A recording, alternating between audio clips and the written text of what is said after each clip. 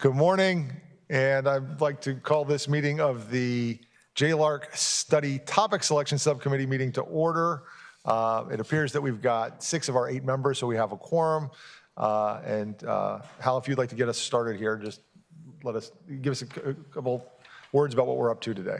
Thank you, Mr. Chairman. Appreciate y'all coming together as a subcommittee. I'm going to quickly turn it over to Justin Brown, our Senior Associate Director, who's going to run through the different study topics that you talked about last time. Justin?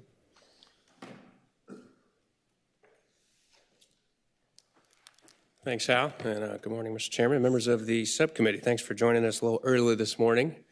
We're going to have some slides coming up here just to structure the conversation, but the objective this morning is pretty straightforward.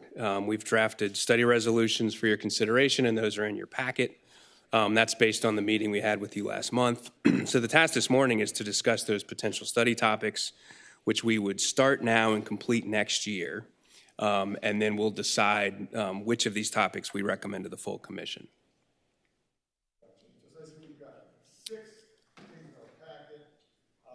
But go ahead. Actually, that's the next slide. Go ahead. Sorry. Well, just to your point, Mr. Chairman, just a little bit of kind of how all this works. So we feel like the subcommittee needs to recommend at least 4 study topics, and that's kind of based on our capacity. We have 5 kind of major research topics we can usually handle at a time. We've already got one from last session. That's the review of the judicial allocation process.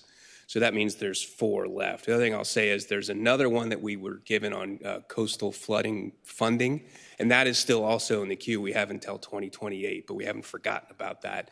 That's narrow enough that we don't think that would occupy a full team for a full year. That's why we're showing you that we can still do 4. The other thing I will tell you is, so you have 6 topics. You could just pick your top 4. You can also say, we think all these are good topics, but we want to wait on a couple, and you can either formally give them to us, and we keep them in that pipeline, or we can just remember and bring them back up to you next year, however you want to do that. So we can kind of think of it in a 2-year window. And another little reminder, we say this every year, but just so y'all hear it, if something comes up during the legislative session, you can just reprioritize during the session and say, hold off on this and do something through a joint resolution. So is that clear in terms of kind of why we need 4 and how that fits in terms of the workload?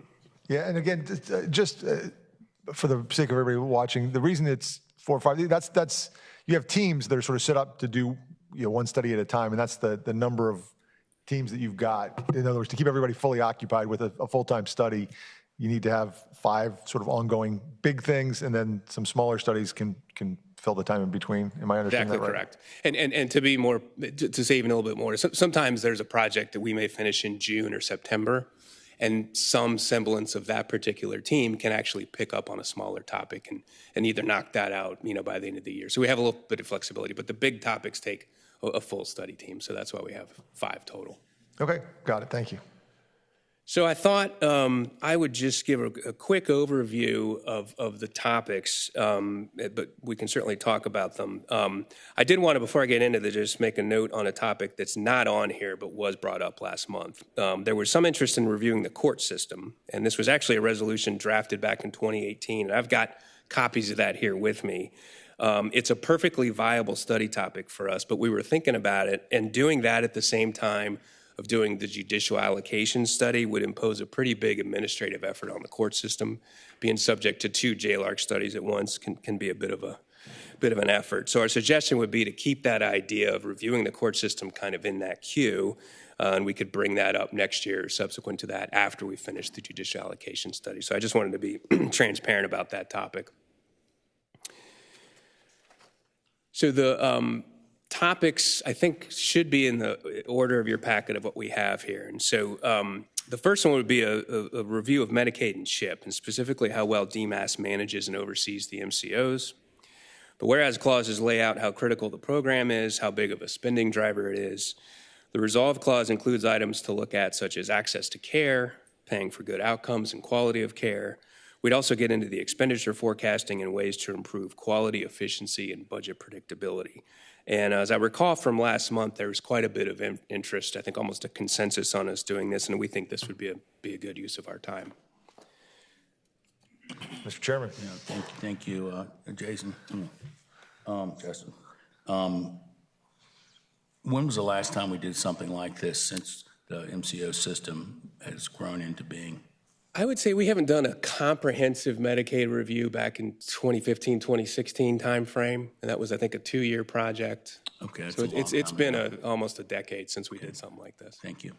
All right. So members of the subcommittee, get a sense from you all. Do you want to do this, wait till we get a presentation on all 6 and then vote, or do you want to take them up as Justin presents them? We can handle whatever, but there's some that there's Why don't interest. you go through all of them, and then we'll come back and do our voting at the end. Absolutely. So the second resolution would be a look at assisted living, but there was discussion about broadening it out to include in-home care for aging Virginians. And so the whereas clauses lay out the continued aging of the population, which we'll actually talk about a little bit later in the full JLARC meeting, and how that is going to continue to increase the need for in-home and residential congregate care services.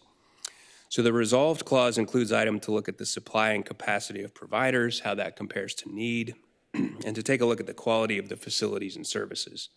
The last item there is to see if there's a way to use a Medicaid waiver to kind of in a targeted way expand service availability. The only thing I'd say is that as this resolution is drafted, it's a fairly big project, so we would definitely release one product next year, and as we go through this and probably at our May work plan meeting, we could get back to you about whether there might actually need to be a second product depending on how big and complicated it is. It's hard for us to know until we really get started. And this topic also, I was thinking back to last month, I think there was quite a bit of interest and maybe consensus on that topic as well. All right, thank you. So the third resolution would look at artificial intelligence. And this was something I believe Delegate Rasool brought up. Obviously a topic of big interest and implication, something that is emerging and changing quickly. The whereas clause has just set up the broad potential impact of AI and how it has a lot of opportunities, but also risks. You'll hear later this morning that the executive branch, especially VITA, is starting to do some things to understand and manage the use of AI in government. JCOTS has also done some targeted work in this area on specific topics. And more broadly, the smart and proper use and regulation of AI is something I think all states are seeking to understand and manage. So the resolved clause is a fairly broad project focusing on the use, governance, regulation, and oversight of AI. The primary focus would be state agencies, but I think we'd also loop higher ed in there to the extent that they could maybe be looked at for lessons learned and maybe some other things. The final item is a broader look outside of state government to see what parts of the private economy may be relevant in terms of needing state intervention or additional regulation. So the fourth resolution would look at Virginia ABC. And the only real reason for this as a potential topic is that we've never looked at ABC. The whereas clauses set up the scope and scale of the ABC operation, and note that it changed to an authority from a state agency back in 2019. We have heard there's been some discussion of them having their mission expanded, including by taking on more of a role in combating tobacco sales in underage youth. So it's possible there could be some mission expansion happening as we do this review. The resolve clause has some fairly typical items we look at for any state agency review, but also reviewing their revenue forecasting and inventory controls. All right. The fifth resolution would look at the state's regulation of community waterworks. And the resolve clauses point out that actually OSIG reviewed the VDH Office of Drinking Water back in 2021. But we do know that there's been problems since that review and certainly with the Richmond Waterworks. And I do think that we would probably take a broader, more policy-oriented look at things than that 2021 review did. The resolve clause sets up some comprehensive language about just how well the state performs its regulatory role. There's also an item in there picking up on, I believe it was Senator McDougall's point last time about looking for lessons learned from regulating non-community private water systems. And the final topic would be to look at the state's agricultural best management practices program, which is basically a grant program to help reduce nutrient and sediment discharge into streams, rivers, and ultimately the Chesapeake Bay. The whereas clauses set up the purpose of the program, notes there will be about $220 million in financial and technical assistance provided through the program this fiscal year. The money is allocated to the soil and water conservation districts, and then it's distributed to agricultural landowners around the state. And some of our preliminary discussion do make it really seem like this is the type of program that could benefit from a JLARC review. So the resolve clause sets up a comprehensive review of the program, including the criteria and processes used to allocate the funds and the efforts to verify compliance. So that was a lot. I will just stop there and we can talk, answer questions, however you'd like to proceed, Mr. Chairman. Does anybody have any questions about any of the resolutions before we move on to sort of take them one at a time? I mean, is there anything that jumps out to anybody? Yes, Mr. Chairman.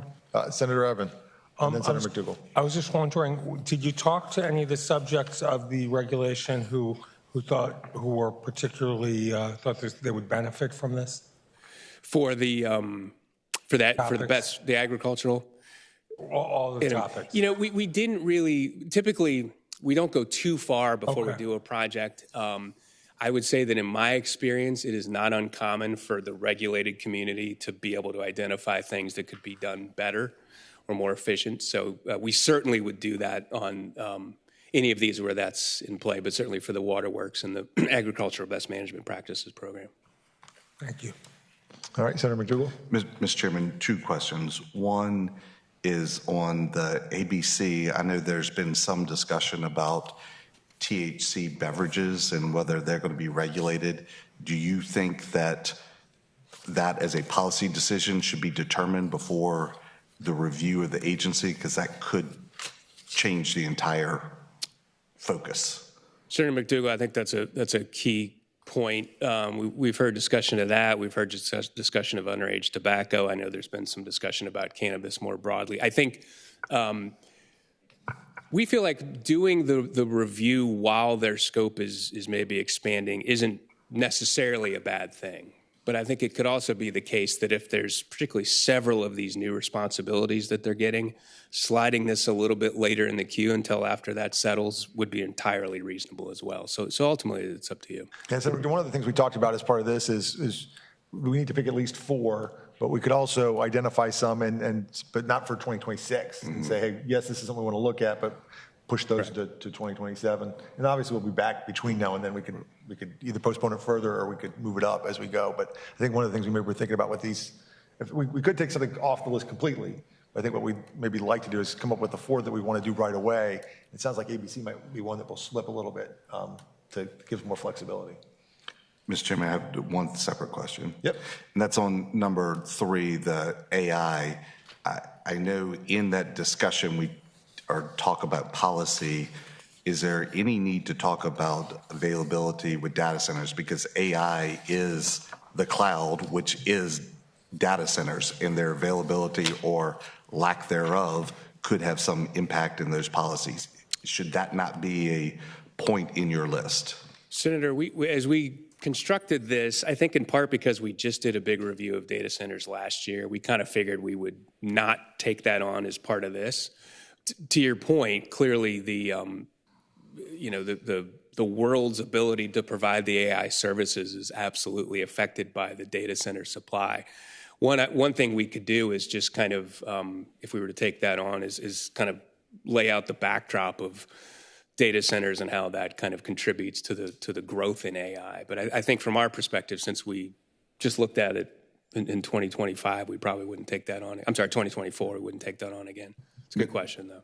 Mr. Chairman, I guess my thought was not whether it's a good idea or bad idea or where they should be cited, which I think was more the focus, but just their availability and the cost and impact of policy based on the availability as we're looking for it. So just factoring that in as in the direction, whether they're, I guess, located in Virginia or somewhere else, would still have an impact on cost and availability. Not the policy decision of whether you like them or not, but just the reality of how that impacts the access to AI and what that might do to policy decisions around cost. Yeah, I think what maybe Senator McDougall is talking about is in Romanet 6, you've got identify areas outside of state government that are likely to be substantially affected by AI that could require state government regulation. I think the data centers might fit into that category. The availability of either data centers or energy, those are some of those areas I think that hopefully 6 gets that. But I think Senator McDougall maybe was looking for maybe something more explicit around that. But does that make sense? Thank you, Mr. Chairman. All right. I was particularly interested in, I like, just for what it's worth, items 4 and 5. I'm trying to do my Romanet translation here. But I think I'm particularly interested in identifying options for a governance structure and process to ensure oversight. I think, again, I think probably that needs to happen at federal or maybe even the international, treaty level. But I think to the extent states can be looking for opportunities to do that. My podcast feed all weekend has been filled with the magic prompt that could destroy the world. So, Right. Understood. Anybody else have any questions about any of the specific Romanets in any of these before we go through them one at a time? Senator, Delegate Chairman. Sickles. On the community waterworks, all 6 of these are very important topics, obviously. To me, maybe that could be something that you could look into in less than a full study. What I would be interested to know right now is what has DEQ done since this last emergency, and what has changed over there, and give us an update on what they've done already before we study it again, because hopefully after that incident, changes have been made, hopefully. So maybe, I'm just saying that if we can't do something, maybe we could wait a year and see what's happened to the whole system, whether we're still having problems. There are other issues at VDH, as you may know. Correct. And Delegate Sickles, I would say, again, it's completely up to you. That is something where getting more of a status about what's been done would be entirely reasonable to do. And if it's kind of how y'all want to handle it, we could let that one slide a year as well, just to learn. Because I would imagine I would hope some things have been done, to your point. We just haven't looked into what. I don't know if there's anything you want to add to that. But the other, I guess, potential reason to wait would be there was an OSIG study in 2021, and we could kind of next year maybe look into what of their recommendations has been implemented and under kind of the same idea there, and see how that squares up with what VDH has also done. All right. Thank you, Mr. Chairman. All right, so it sounds like things are sort of sorting themselves out. Well, let's go ahead and go back to number 1 on our slide, which was the medical and children's health insurance program. Is there a consensus? Can we recommend that one go forward for 2026? Yes. It's been moved and seconded. As many as favor that motion will say aye. Aye. Those opposed? All right, so I think we're good to go with that. In-home and residential congregate care services for aging Virginians. Again, I think there was some consensus around that. Does anybody have any concerns or thoughts about the specific whereases or the resolve clause, or did that all look in line to everybody? Has anybody actually read it? All right. So is there a motion on this one? Second. All right, it's moved and seconded that we recommend that this study go forward for the 2026 work year. As many as favor that motion will say aye. Aye. Those opposed? All right, so those two are easy. Artificial intelligence in state government. I think, again, we had some conversation about it. I think probably, Senator McDougall, your tweak is probably handled by Romanet 6 now within that. So is there a motion to move forward with this study for the 2026 work year? Second. It's been moved by Delegate Rasool, seconded by Senator Locke. As many as favor that motion will say aye. Aye. Those opposed? All right, so that one's done.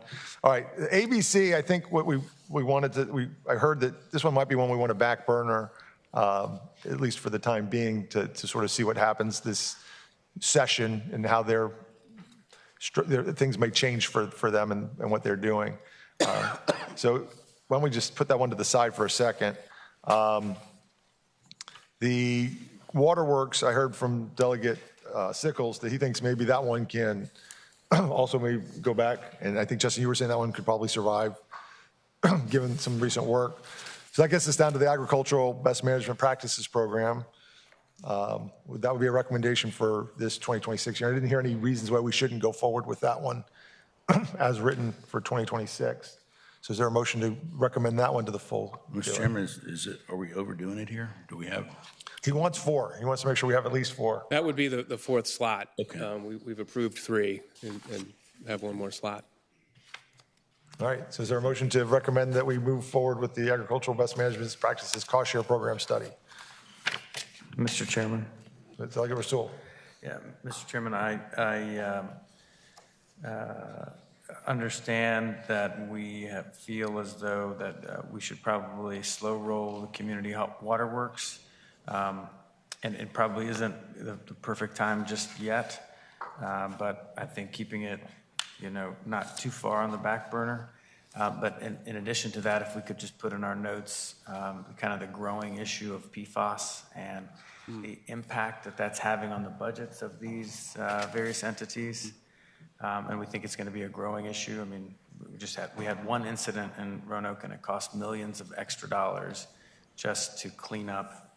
And what we're finding now, it's kind of proliferated all over the place. So while agreeing with Delegate Sickles that we probably need a little bit more time, I think that we have a lot of issues to work through our community waterworks. Thank you, Mr. Chairman. Okay. Mr. Chairman.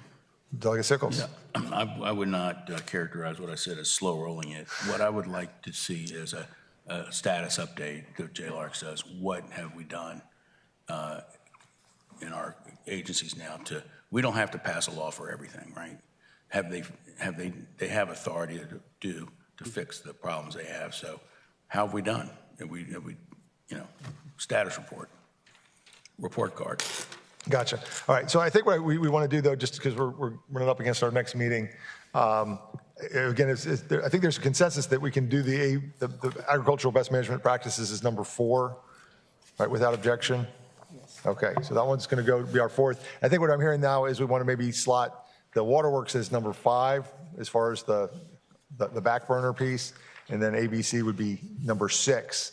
But for the 4 that we want done for the 2026 calendar year, those would be the 4 we'd recommend to the full committee. Are we going to do that at this very next meeting, or is that going to come up at our December meeting? We could do it either way, I suppose. It may be, I guess if any members of the full commission would want to kind of look at the resolutions, we could try to do that. But if it's kind of a full agenda, but if that's okay. If we have a full, but there's no reason we could. And we have a December meeting, right? We do, but we could get going a little earlier, frankly. So I don't know if you have a perspective on that, but there's no reason why you couldn't deal with it right now. Yeah, Mr. Chairman, I think it's your call on that. We were thinking December, but if you want to go in and do it at the full commission meeting, we can do it today. It's up to Big Chairman. Well, December. All right, I'm hearing some folks saying, let's slow down a little bit. So let's, I wasn't sure, I was just checking, because I thought maybe the reason we were doing this before instead of after was there was some need to get this subcommittee finished before our November. But if we have a December meeting, we can do it then. I think give it time for the full commission to see it and not sort of feel like they're getting, anything rammed through. So that's great right. for us. Yeah. Right, Thank you. That's all we had. That's all you have. And I think, I think we're all set here. So with that, we'll go ahead and adjourn the topics subcommittee so we can set up for the full. Thank you, Mr. Chairman.